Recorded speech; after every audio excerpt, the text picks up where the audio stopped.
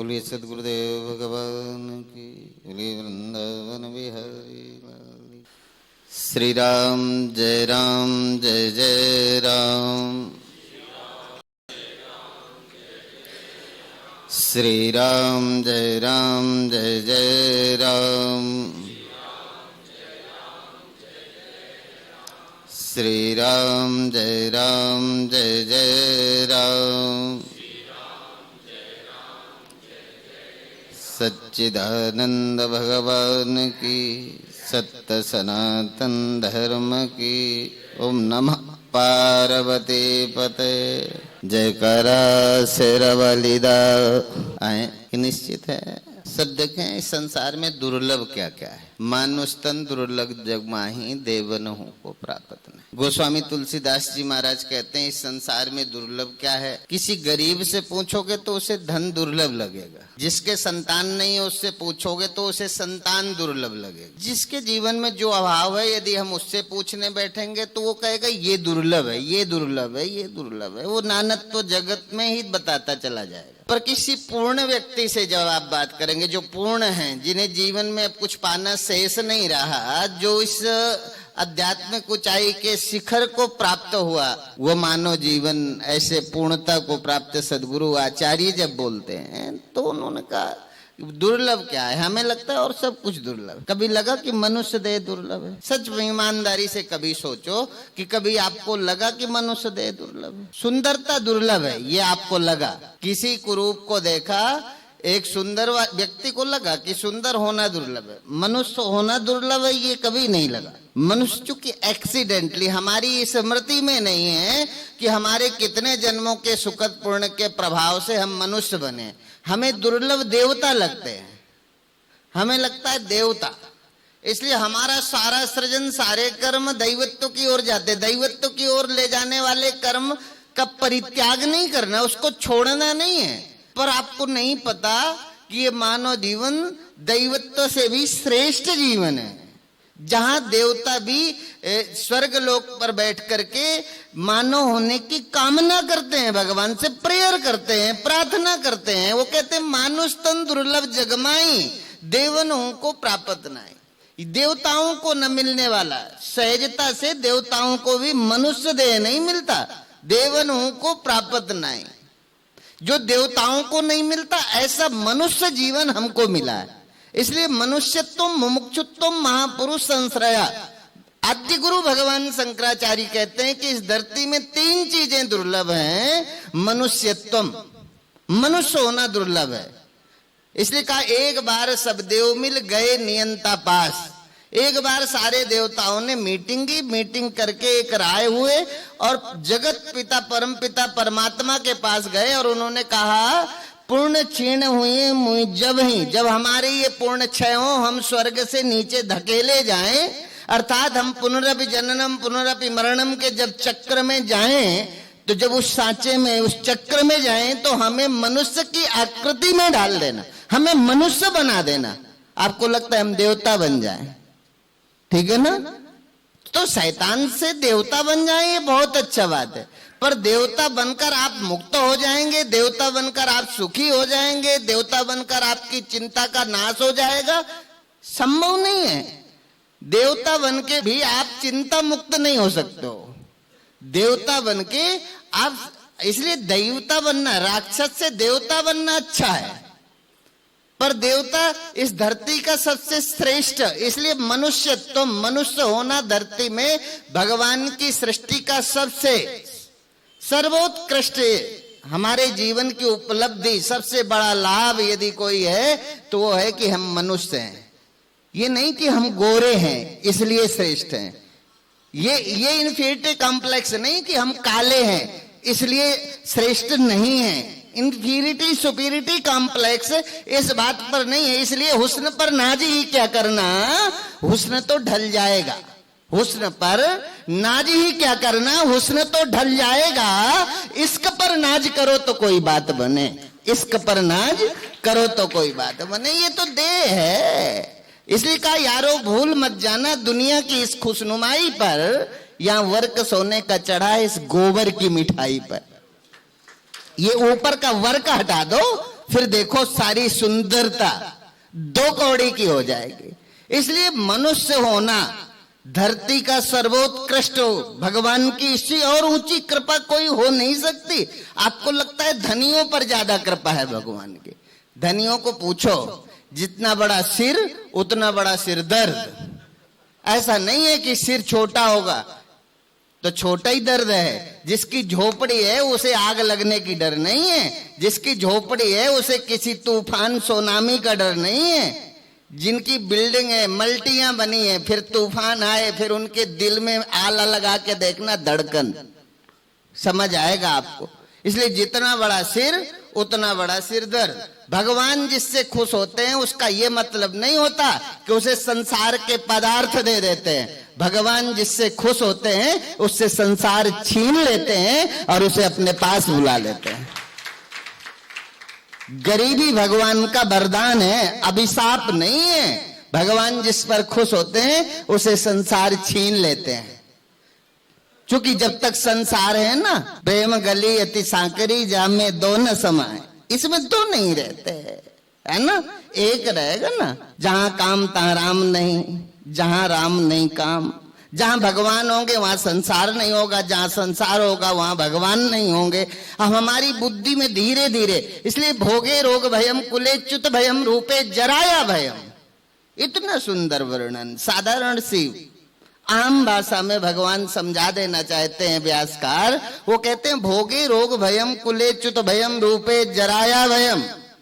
आप भोग से आपको लगता है, अभी हम भोग की कामना में लगता है क्या मिल जाए तो मेरा हो जाए। हम भोग की पिपासा में भवाटवी में भटकते भटकते एक दिन असाध्य रोगों में ग्रसित हो जाते हैं। भोग से क्या मिलता है?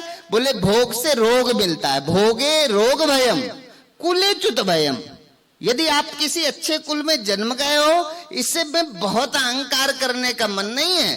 पता नहीं संस्कार के जल से वंचित ये बात बचपन जब जवान होगा तो कब हमारे कुल में कौन सा दाग लगेगा इसकी कल्पना नहीं। इसलिए हमारी संतान आज बिगड़ी क्यों? हमारी संतान से आज हमें दुख क्यों है? क्योंकि हमने अपनी संतान को कभी संस्कृति और संस्कार के जल से अपने बच्चों के, वो बच्चा छोटा सा पौधा है, उसको कभी सींचा ही नहीं है, कभी उसे जल ही नहीं दिया। संस्कार और संस्कृति के जल से वंचित यह जीवन जब खड़ा होता है तो एकदम, इसलिए संस्कार होना। आपने बच्चे को संपत्ति दे दी, ये बहुत बड़ी बात नहीं है। आपने अपने बच्चे को भूमि परिवार दे दी है, ये बड़ी बात नहीं है। बड़ी बात यह है कि जब आप संसार से गए तब आपने अपने बच्चों के प्रति अपनी संस्कृति, अपने धर्म, अपने परिवार, अपनी नैतिकता का वो पाठ पढ़ाया जो हम तो नहीं होंगे पर हमारे बच्चों में हमारा वो संस्कार, हमारी पहचान होगा। इसलिए सत्संग कर, हरि भजन कर, शुभ कर्म कर, संसार में मरकर अमर हो जाएगा, बन जा कुशल व्यवहार। मृत्यु के बाद यदि अमर होना है तो आपको करना होगा। इसलिए भोगे रोग भयम कुले च्युत भयम। अच्छे कुल में जन्मे हो, बड़े बड़े कुल वाले आज रो रहे हैं, खून के आंसू रो रहे हैं, अपनी ही संतान के किए गए कृत्यों के कारण दुखी हैं। उनसे पूछो कुलवानों से, कुले च्युत भयम रूपे जराया भयम। यदि आप बहुत सुंदर हो तो इसमें बुढ़ापा नहीं आएगा। जैसे पहले सुंदर थे, यहाँ बैठे, जो जिस उम्र में बैठा है उसके पहले का दर्शन करो। कोई 16 साल का है, कोई 50 साल का है, कोई 25 साल का है, उसके पहले का दर्शन करो। उम्र के प्रभाव ने हमारे सौंदर्य को निगल गया। वैसे तो नहीं है ना, जैसे पहले अच्छे लगते थे वैसे ही है ना सौंदर्य।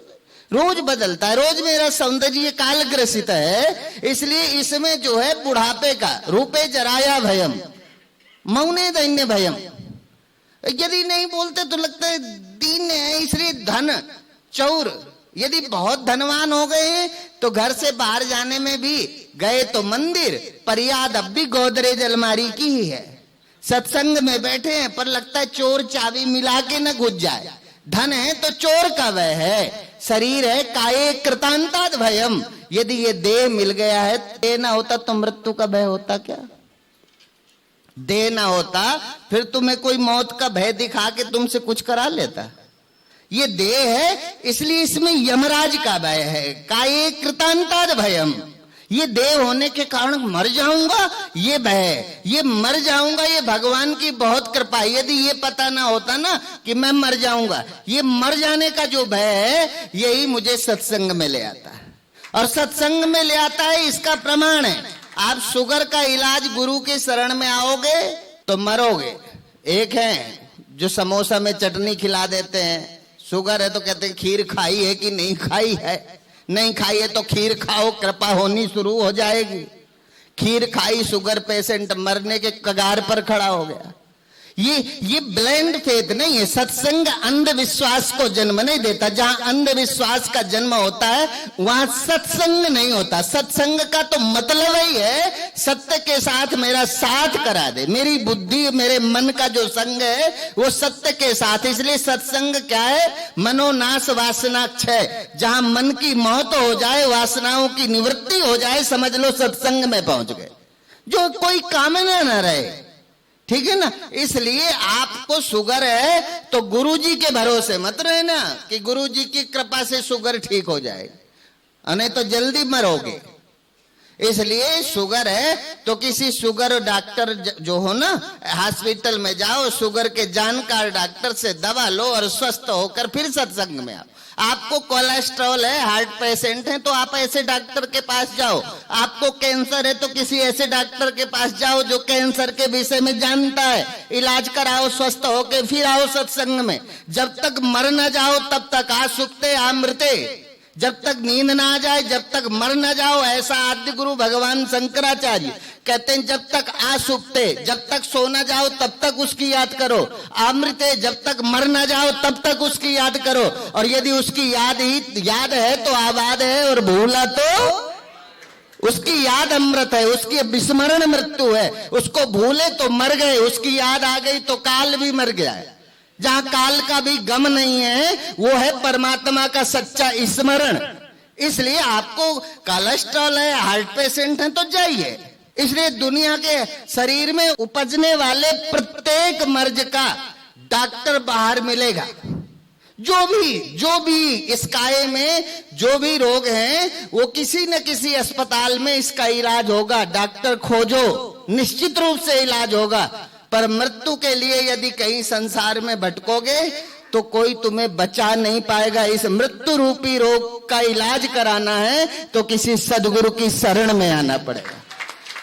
मृत्यु से बचने की दवा यहां मिलती है और शरीर की दृष्टि से स्वस्थ होने की दवा सब जगह मिलती है। इसलिए और कहीं जाओ और तरह का लोग है, इसलिए काये कृतांत। ये नहीं है कि आप सोचो कि एक दिन में, इसलिए गर अक्ल है तो देख ले सब दर खुदा सब में।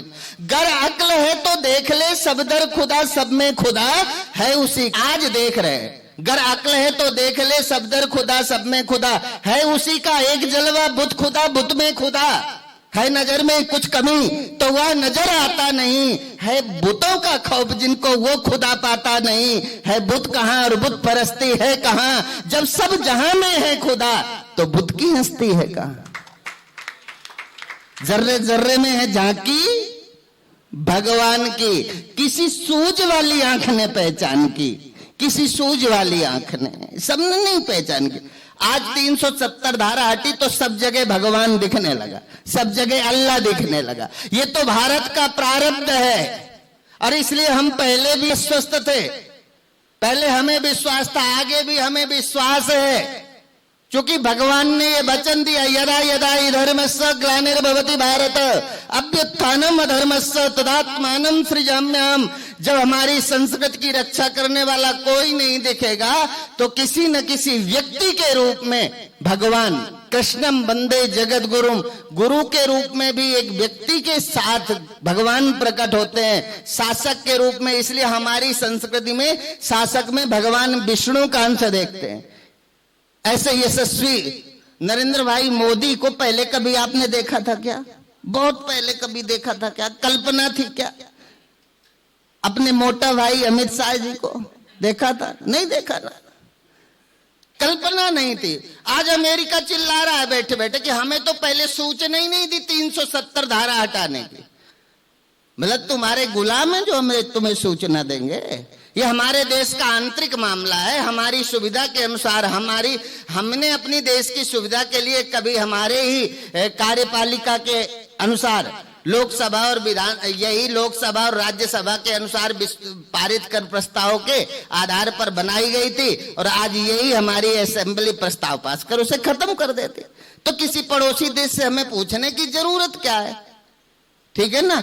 ऐसे ही अटल बिहारी वाजपेयी का वो जमाना, पार्टी की नीयत बताते हैं कि नीयत से कौन अच्छा है। ठीक है ना। बुरा है वही जिसकी नीयत बुरी है।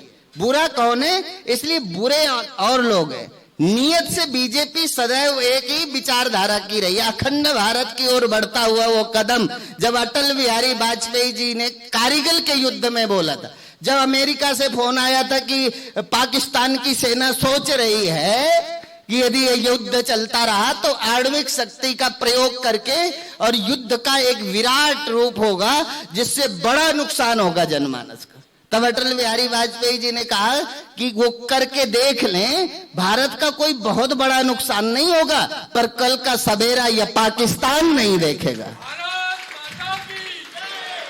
इसका मतलब कि जब से बीजेपी की स्थापना हुई जनसंघ के टाइम से ये एक एक कदम बढ़ते चले गए, और उस कदम को यशस्वी गृह मंत्री के रूप में जब अमित शाह आए तो उसको पूर्णता मिली नरेंद्र मोदी जी के नेतृत्व में। इसलिए उन सबको भी ये देश बधाई देता है। आजकल तो चारों तरफ सोशल मीडिया में हम सोचा इतने अच्छे अच्छे लोग उनको बधाई दे रहे हैं, हम क्या दे सकते हैं? पर हम कुछ नहीं दे सकते, पर हमारी शुभकामनाएं। मैंने दुनिया के हर महात्मा को देखा होगा, पर मुझे इसलिए भी विश्वास था कि ये काम होगा, क्योंकि कितनी तरह के लोगों ने अच्छा बुरा कहा होगा, पर जब गुरुदेव के प्रवचन में आया तो बोले मुझे मोदी जी की नीयत पर शक नहीं है। कब करेंगे, कैसे करेंगे, वो अलग विषय है। तो मोदी जी, मैंने गुरुदेव को इसके पहले ब्रह्म पर ऐसा कोई प्रवचन नहीं है जिस पर ब्रह्म और अपने गुरुदेव का नाम गुरुदेव ने न लिया हो, पर इन 5 सालों में 2013 से लेकर जब से उनका नाम सामने आया तो ऐसा कोई प्रवचन ढूंढने से मुश्किल से मिलेगा जब गुरुदेव ने नरेंद्र मोदी को कहीं न कहीं बीच में लेना आए। जब ऐसे ब्रह्मवेत्ता सदगुरु की वाणी में अहरनिश नरेंद्र मोदी जैसे यशस्वी प्रधानमंत्री का नाम लगातार आए, फिर भारत का सृजन कैसे न हो? जहां संत जिसका स्मरण करने लगे उसके उत्थान, उसके उत्कृष्टता, उसके वैभव को कौन कम कर सकता है? इसलिए ये निश्चित रूप से है। एक बार अभी हम बीते 1 वर्ष पहले संत सुभाष शास्त्री जी जम्मू वाले, उनकी कथा अयोध्या में साध्वी दिव्य चेतना ने रखवाई, उसमें गुरुदेव का प्रवचन। गुरुदेव के साथ हम लोग अयोध्या गए तो एक दिन सहज हुआ कि गुरुदेव आप एक, चूंकि बावरी मस्जिद के ढहाने के बाद पहली बार गुरुदेव एक बार गए जब बावरी मस्जिद ढहाना था अयोध्या, और दोबारा तब गए जब इन्होंने कथा रखवाई सुभाष शास्त्री।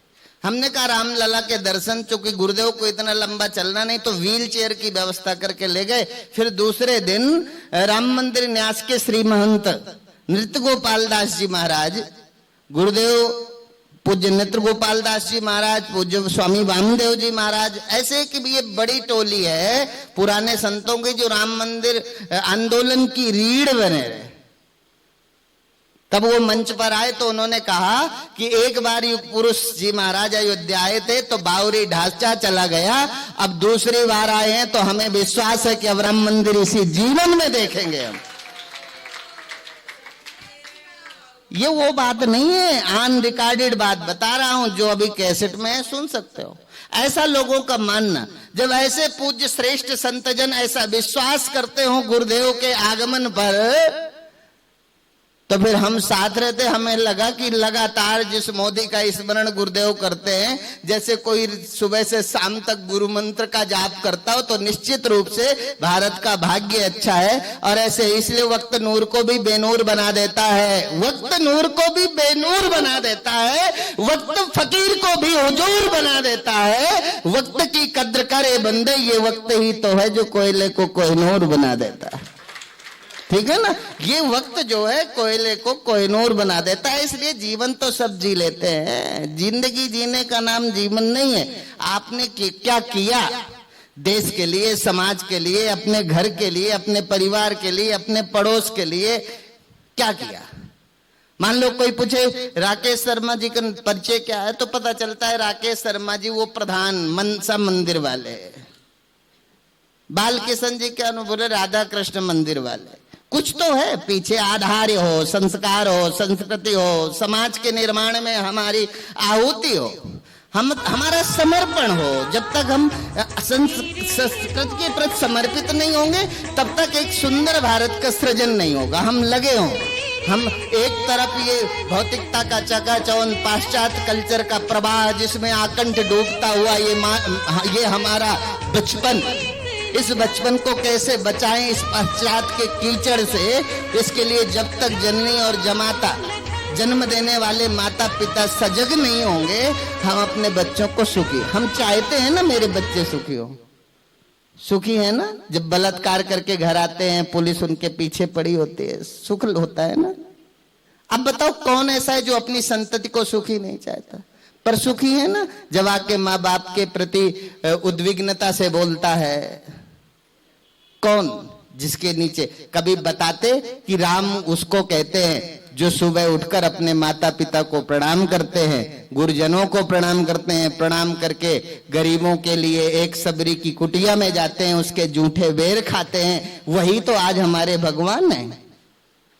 कभी बताते कि दुर्योधन जैसे अहंकारी की मेवा का परित्याग करके विदुर के घर में साग और विदुरानी के छिलके खाते हैं, वही तो भगवान कृष्ण हैं। कभी आपने समझाया बच्चों को भगवान कृष्ण कैसे बना जाता है? भगवान राम कैसे बनते हैं? कैसे बनते हैं विवेकानंद? कैसे बनते हैं रामकृष्ण परमहंस? कैसे कोई होता है जगत गुरु शंकराचार्य? कैसे कोई बनता है युग पुरुष? बताया कभी? कभी उनके जीवन का दर्शन जब तक हम अपनी इस संतति को नहीं कराएंगे, तो ये पाश्चात्य का प्रबल प्रवाह हमारे बच्चों के जीवन के सुख और शांति को खींच लेगा। इसलिए हमारे बच्चे सुखी हों, शांत हों, स्वस्थ हों, संपन्न हों, प्रसन्न हों। वो प्रसन्नता भरा मेरा बचपन, मेरी संतति कैसे इस प्रसन्नता को प्राप्त हो?